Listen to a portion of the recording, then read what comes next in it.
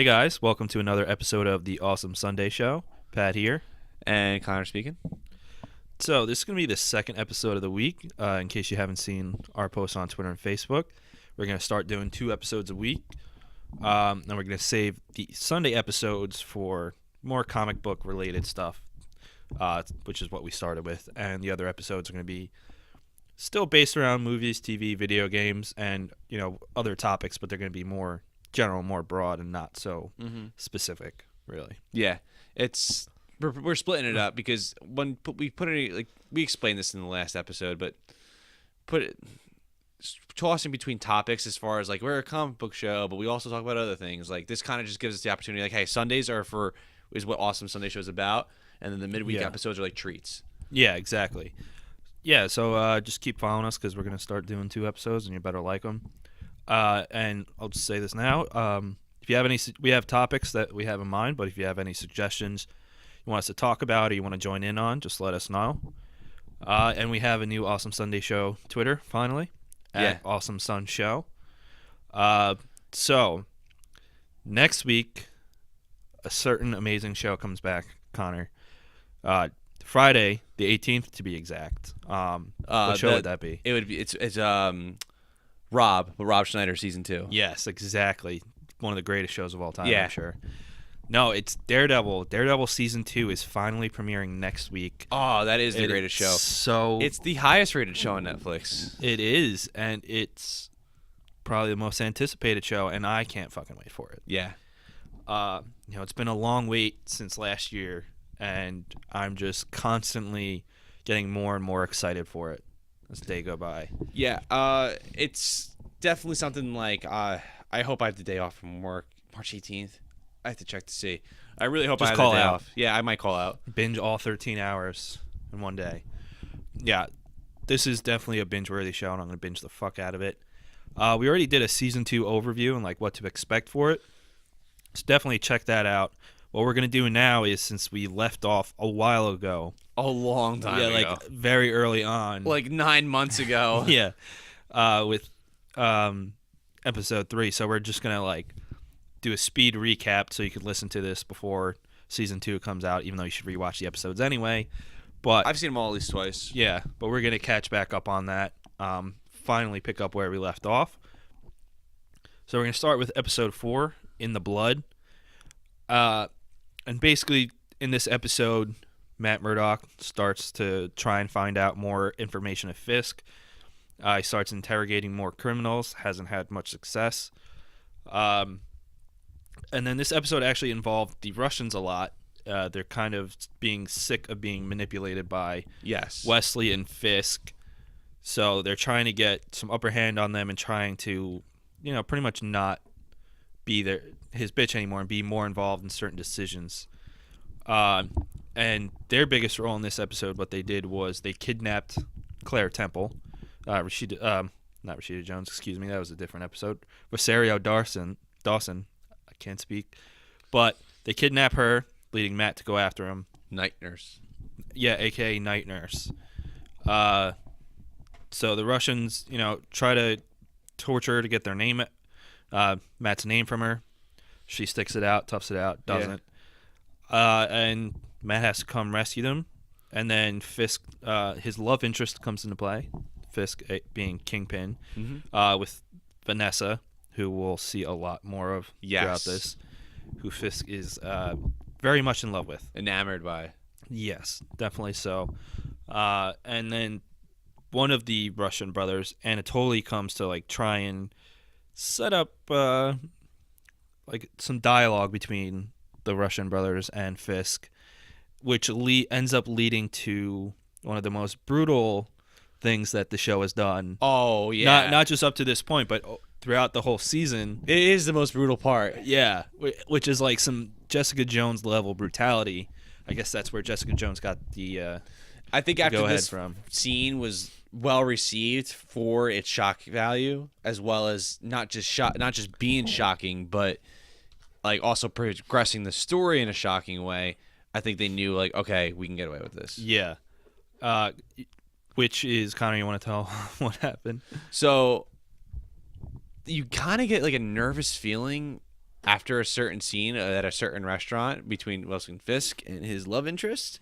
And one thing, this is the first time you realize that the Kingpin, Wilson Fisk, has a childish, immature side to him. Like Yes. he doesn't like to be embarrassed. Yeah, he Anatoly showed up to the restaurant that Fisk was at with Vanessa on a date and embarrassed him. And Because Kingpin didn't want to share exactly what he did, right, and he kind of made it super obvious storming in the restaurant. yeah, So, as time passes by, tensions kind of start to ease down, and then Kingpin, the Wilson Fisk, just takes the Russian, bangs him against the car. Well, they go on a drive to talk about. They go on, this. yes. Then they stop at this underpass, very secluded, and area where no one would see them. yeah, And then that's where he takes him into the car, bashes him against the car a few times, and then puts his head inside the car,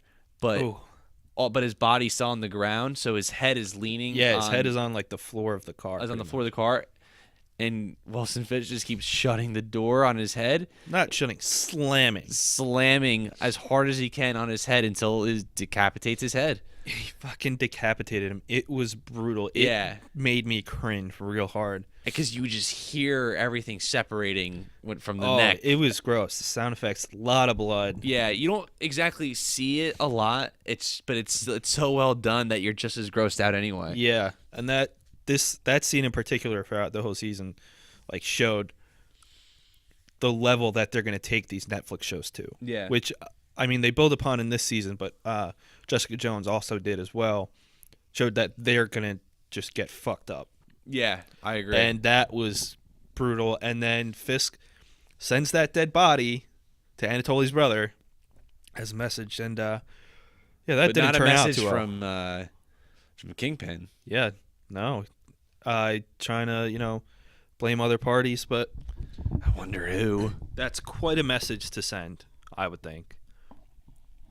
Then we go to episode 5, titled World on Fire, which is a good title name because that's basically, Matt Murdock says it at some point in the season, but like throughout Daredevil's history, that's kind of how he describes how he's, able to quote-unquote see. I thought it was a bunch of gingers walking around the world. Oh, no, that'd just be an epidemic. Oh, okay.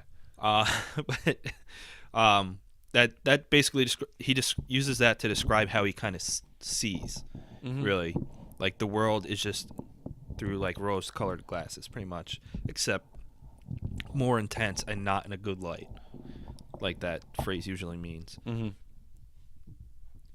So Connor, why don't you start talking about this one? All right. So in this episode, Wilson Fisk has to explain what's to face to face explain to his associates what's going on. So he pretty much asks them to whatchamacallit? Nelson goes. Sorry, hold on. I'm losing my spot here. That's right. He basically convinces his associates that it needed to be done. Yeah. That the Russians were. They were the weaker pro- point yeah. of the team itself, but which also causes tensions between the team because it's like, well, then if we're a weak part of this operation, tensions start to rise. Yeah, and it cut them off of some Except major between resources him that the Russians and had. the Chinese leader. Yes, Madame Gao. Yeah. So and through this we see Matt and Foggy get a pretty good client that they feel real connection with. Elena Cardenas, who comes to them because her apartment building is basically being seized by a developer who wants to use it, and is basically forcing her out and trying to destroy her home to get them out. So they take on the case, and they really stick their neck out for them. Yes. Particularly Foggy and Karen get really attached to her. Mm-hmm. So Matt uses. She start mixing them food. Yeah, she's really like a sweet old lady, who just like sucks up to them. So they feel bad for her. Obviously, she's in a shitty situation. So they can't do too much but going by the law.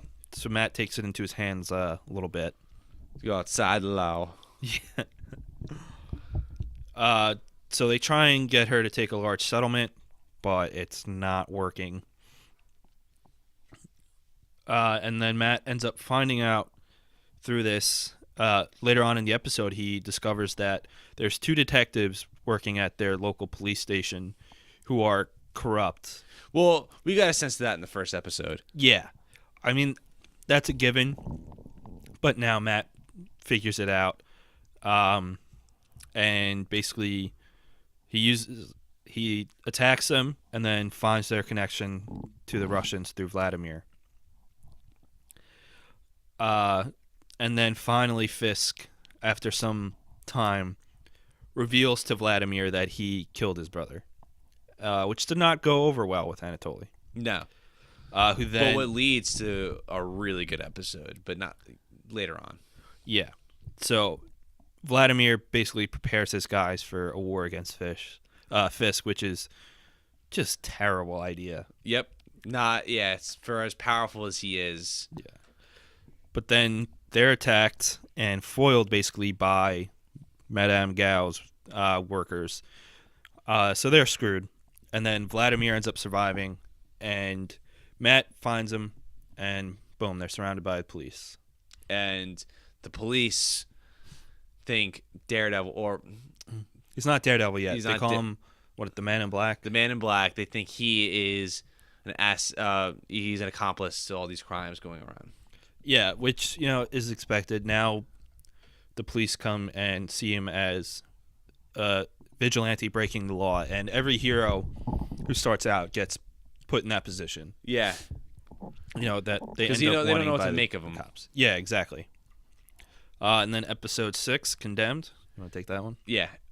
So Matt Murdock is stuck in the house with police trying to get him, so he has to take out police officers, which is unfortunately, unfortunate, but is pretty awesome because they have to kill Vladimir, who is the Russian brother that still survives, that was portrayed by Wilson Fisk.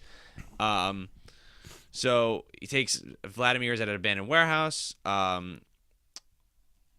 hoping he's trying to find out more about Wilson Fisk, and Matt Murdock is kicking more cop ass.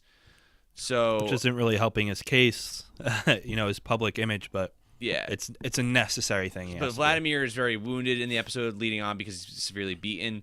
There's a scene where Murdock has to cauterize his wounds, and also too, there's really cool scenes about certain police officers knowing their presence, other ones looking for them. There's also scenes at the hospital where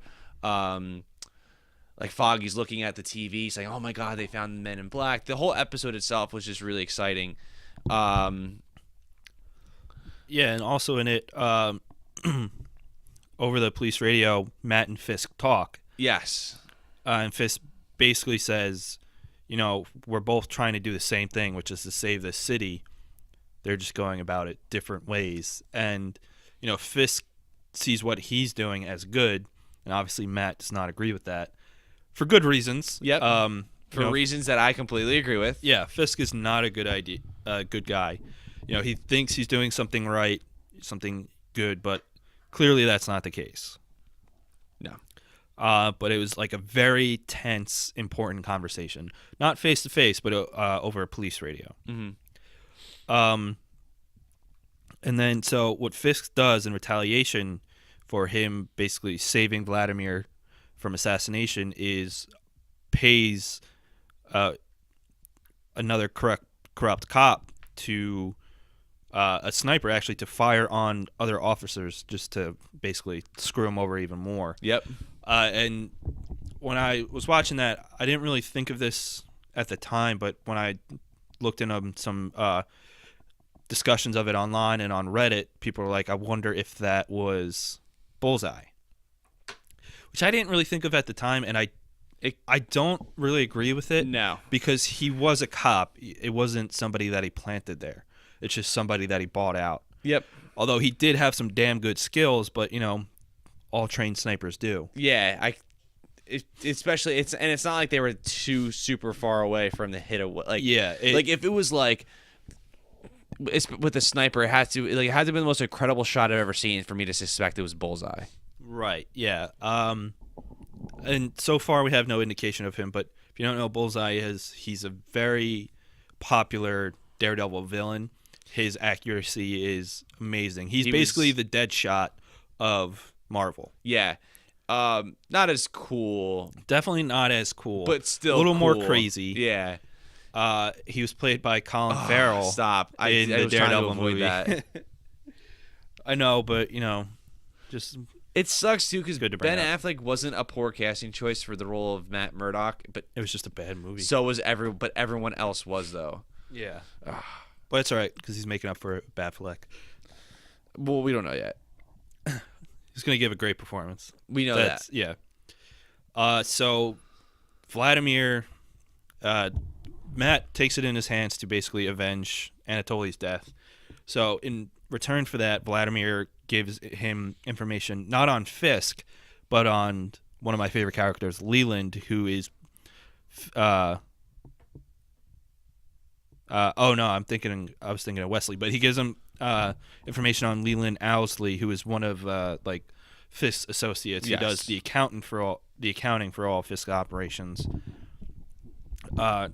Just to give Matt another resource to go by, another person to take out who has a lot of power, influence, and connection to Fisk. And then Vladimir, avenges himself, gives his life so that Matt can escape. He did a 180, was a good guy for a brief second. Except being involved in like white slavery and everything like that. Well, that and kidnapping the little kid. That, although it did lead to one of the greatest fight scenes in history. Oh that my hallway gosh. fight scene. I actually replayed that the other day. Just that scene. It's a fantastic scene, and from what I hear, there's going to be several amazing scenes like that in season 2. Can't wait. Which, it's great. Beautiful, beautiful fight scene. One of the greatest I've ever seen in my life. All right, so we're going to get on to episode 7, which is Stick. Oh, wow. Which is appropriately titled because it introduces a new character. Stick. Whose name is Stick. Dude, what a great intro, too, for this character as far as, like, just... Who's this badass? Like, if you don't know comics... I had a suspicion. I didn't know firmly, though. Like, well, the episode was called Stick. Yeah. So I did know, but I wouldn't have known if I didn't see the episode title card. And, or the episode was called. There's no title card for the show. But, it's so cool, like how he just pretty much kills everybody, and then you turn around and you clearly see he's blind. The actor that plays Stick was also the leading actor in that movie Pumpkinhead, which is a really good movie. Oh yeah, it sounds great. You've never seen it, you can't judge. I can tell because of the name, really. No, And it's a you good movie. All right. Yo, you like Contracted. I did not like It was Contracted. the worst movie I ever saw in my life. I did not like Contracted. I tricked you into watching it. That's such an excuse. No, I'm serious. Okay. The only person I know who likes Contracted is Sarah. Okay. But yes, Stick introduction was awesome. He basically fucked all those guys up. Yep. With, guess what? His fucking walking stick. Yeah. So he gets his name from his best weapon. And we find out that Stick is the one who taught Matt to basically hone his abilities and trained him to become the fighter that he is today and how best to use his senses. But he comes to Hell's Kitchen to get Matt to help him find and destroy Black Sky, a weapon created by, or a weapon that's being used and developed by the Yakuza, led by Nobu, who is part of the... Who's another badass. Who's another badass, who we mentioned in our Season 2 overview, but he's part of the Hand, ancient evil organization. Not the Foot, which is going to be confused with Teenage Mutant Ninja Turtles, which Teenage Mutant Ninja Turtles, the Foot, is inspiration from the Hand in Daredevil. Right. So throughout the episode, Stick and Matt... Stick and Matt. Stick it in, Matt. Yeah. Go across their way to find Black Sky, and then they show a lot of flashbacks of how they first met, some of their trainings, And he was pretty brutal with a young Yeah. Matt. Very brutal. But sometimes you gotta be fierce in order to teach kids. Not something that you could do in the public school system anymore. But Not in Texas, you can still paddle kids. yeah. But that's how you keep kids in line, especially when you're teaching them how to use their blindness to become a crazy fighter. Yeah. And like Matt does with most of his accomplices or temporary accomplices, he makes a pact with Stick that they won't kill.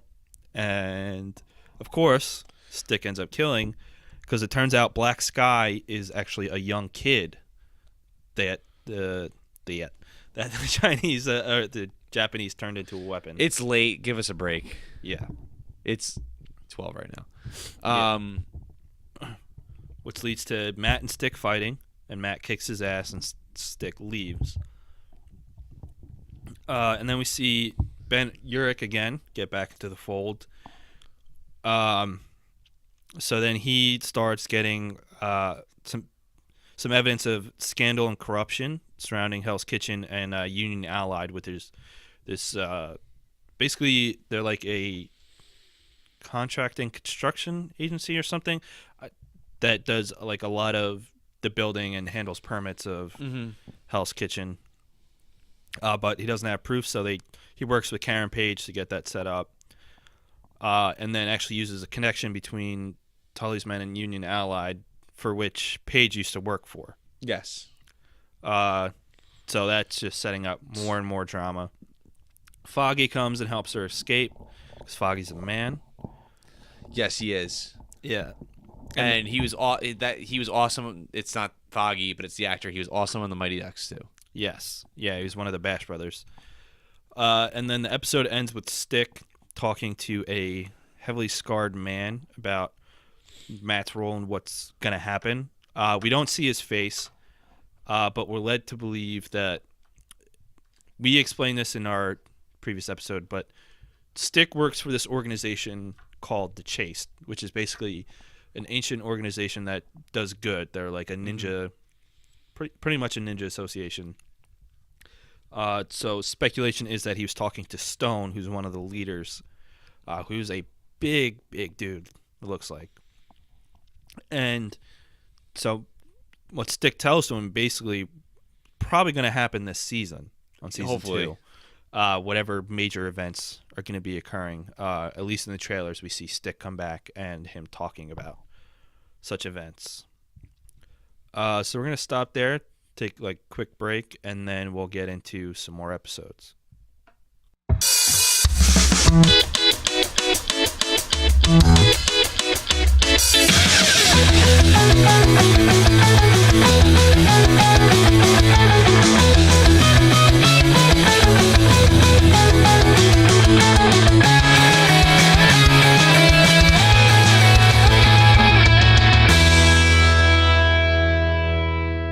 Hey guys, welcome back to our episode. Now we're going to start with episode 8, titled Shadows in the Glass. We're just trying to get, since season 2 comes out next week, we just want to get recaps and reviews of these done we were pretty quick. We promised them like months ago. Yeah, like once a month. Like, we're getting back to Daredevil. Yeah. Don't worry, we're getting back to Daredevil.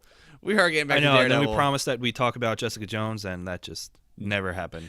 I mean, we've mentioned it briefly, but we never that's why went we're into doing detail. the 2 episodes a week now. Yeah. It's that we can gonna do help stuff like that. Yeah, it's going to help us out. So for Shadows in the Glass, Karen and Foggy bring Matt in on their plan to try and stop Union Allied, which Matt, in his secret life as the Man in Black, is basically trying to do. Obviously, he's going about more extreme measures, but Yes.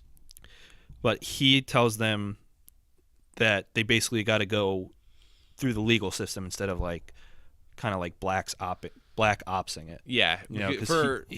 For their safety. Because he knows better than any of them how dangerous the situation really is. Yeah, so he's looking out for them big time. So then Leland Owsley and Nobu are really pissed that Matt's kicking their asses, basically interrupting all their operations. Yep. killing the weapon Black Sky, even though that was Stick. And then they're starting to get really annoyed with Fisk, who they feel is like really not doing a lot. Yeah, they at first this person they barely even saw. Yeah, Is supposed to be this really intimidating figure is now really losing his grip on everything. yeah, he's losing his grip. Not to mention he took out a whole partnership that they used that brought weakened some of their resources, but he's really not doing much to stop Daredevil, or the Man in Black as he is now. So they, that leads to huge confrontations, but someone being quiet so far is Madame Gao, but that ends up changing a little bit. Another big thing that happens is one of the corrupt cops that Matt takes out has been incapacitated in the hospital, and in order to get him to not talk against Fisk has him taken out, basically. By one of his friends. The other corrupt cop. I think it was actually his partner. It was his partner. So that happens. That leads to complications. But then Madame Gao comes in with Fisk and gives him like a warning. She's like, listen, you got to get your shit together. Otherwise, I'm out and the other two are out and you're going to be fucked. She's basically giving him an ultimatum that he actually has to, do some shit. So naturally, Fisk, in his childlike capacity and very quick, which we really get a sense of in this episode. Yeah, very quick temper, lashes out, gets consoled by Vanessa, and then tells her the story of how when he was a kid, he had a very, very abusive father. Yeah, beat the shit out of him, but not his just mom. Physically, like mentally too. Very mentally abusive. Yeah, he was, the worst type of father you can get, other than molesting him, pretty much. And how Fisk, he's young. They don't really know how old he was when this happened, but he's still a young kid. Probably no older. 12. Yeah, probably like 12. No older than that. His dad was beating his mom, so he ends up killing him. He finally sticks up for himself, sticks up for his mom, and killed him. And realizes his strength. Yeah, and he realizes his strength. He's still really, really strong. He's only gotten stronger. He's a big guy. Yeah. With a lot of strength, and his anger only intensifies that. So then Vanessa says something to him that, she tries to convince him that, I know you believe that you're trying to do good, but you're doing it in the shadows. And she convinces him to announce to the city, make it public what he's trying to do. Yeah. Not the shady means of which he's doing it, but hiding in plain sight. Yeah, exactly. Hiding in plain sight. She wants him to announce, like, I'm trying to save this city. That's my goal. I'm going about, improving all these things. This is how I'm going to do it. Obviously, he doesn't tell the bad side about it. And to get his name out there, surprisingly, for up until then, he really, not even around most of his associates does he want his name mentioned. Nope. But now he's going to make him a public figure, but it's going to work for him because people are going to see him in a positive light. So, like, this man has a whole lot of means, resources, and he wants to do good. So he's going to get a lot of support that way. And with that, it actually screwed over Murdoch and Urich because Matt had all this information that he got from Blake, the cop that Fisk had killed, that Ben Urich was going to publish. So now it basically ruins that. Yep. It leaves them with nothing. So, it screwed them over a lot. While completely, just bringing Fisk to light. And Connor's pretty much fallen asleep. Yeah. So we're going to stop there. I'll pick up passing out pretty soon. But expect more episodes of this. We will finish Daredevil by the time season 2 comes out. Oh, no, that's a huge... We will. Yeah, we have to. I'll even record more Sunday if we have to. Yeah. I just am so tired right now. Yeah. So, look out for that. Rewatch the season.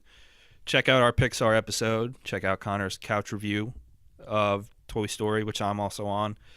Follow all our Twitter accounts, both personal and show related. Like, comment, share, subscribe, yada, yada, yada. Put it on blast. If you do, Connor will give you sexual favors in return. I'll just bring me coffee. Or I'll do anything. I don't know. There you go. See? It's on tape, so he has to do anything. Well, sure, but now that you said it's on tape, technically I don't have to do anything because it's not really on tape. It's on digital. It's on a digital. You file. know what I mean? It's recorded. All right, it's recorded. It's going to be on the internet. But yeah, do all those things. Keep listening. Do it all. Thanks for listening. Have a great Sunday.